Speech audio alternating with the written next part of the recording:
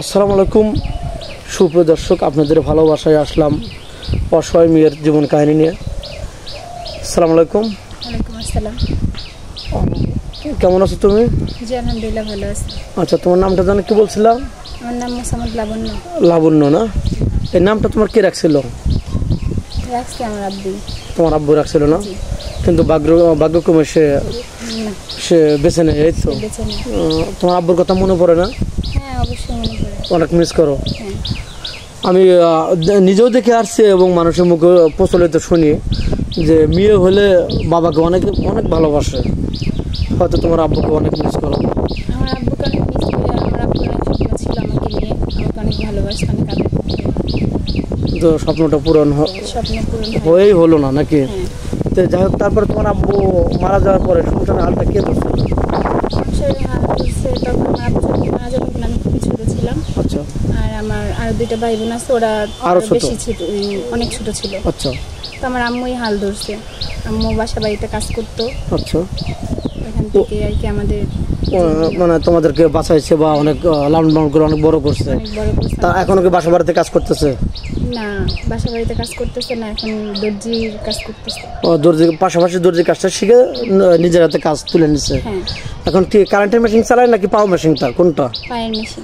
ওই 5-6 হাজার টাকা যেটা দাম বাটারফ্লাই এগুলাই। তো যাই হোক, তুমি কোনো জব করতা? হ্যাঁ, আমি একটা জব নিয়েছিলাম, কিন্তু এখানে একটু সমস্যার কারণে চাকরিটা ছেড়ে দিছি। মানুষজন পিছনে লেগে গেছে এজন্য। ও, মানুষ এই যুগে তো কেউ ভালো চললে তাকে দেখতে পারে না।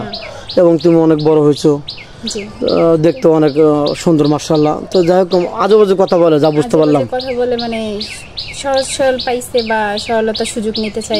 গরিব মানুষ আর কি বলবে, বা 2 টাকা দেখাইলে যা বলবো তাই শুনবে। এর জন্য তুমি মন খারাপ করে চাকরিটা ওখান থেকে চাকরি ছেড়ে দিছি। তো এখন তো সম্ভব না যে সবার সাথে তাল মিলিয়ে চলা বা ওনারা যা বলবে তাই বুঝতে পারছো।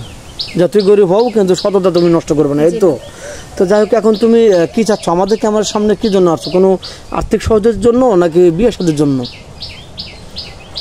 কোনটা হলে ভালো হয়? এখানে আসার উদ্দেশ্য হচ্ছে আমি একটা ভালো মনের মানুষ চাই। আচ্ছা, যেমন ভালো মনের মানুষ তুমি চাইলে, তুমি ভালো মনের মানুষ যেমন সে ইউরোপ কান্ট্রিতে থাকে বা America, Japan, Thailand, Singapore, Malaysia থাকে, তুমি কেমনি বুঝবে যে সে ভালো মনের মানুষ? সে যেখানে থাকুক, হয়তো তার সাথে কথা বলবো আমি, মানে কিছুদিন কথা বলে বুঝতে পারবো, বোঝা যাবে যে সে কিরকম। আর সে যদি আমাকে সত্যি পছন্দ করে থাকে তাহলে তো তার ফ্যামিলি তো অবশ্যই জানাবে। আর যে ফ্যামিলিকে জানায় সে অবশ্যই হয়তো বা ভালো মনের মানুষ হইতে পারে। বুঝতে পারছো, তোমার কথা অনেক লজিক আছে, ভালো লাগলো। তো যাই হোক, এর ভিতরে তোমাকে কেউ যদি ভালোবেসে তোমার এই ভিডিও দেখলে খুব মায়া করে, তুমি কি ওটাই গ্রহণ করে নিবে নাকি আসলে তোমার মনে মানুষ লাগবে? বা কেউ যদি ভালোবেসে একটা তোমাকে মেশিন কিনে দিতে চায়, তুমি নিবে কিনা, গ্রহণ করবে কিনা?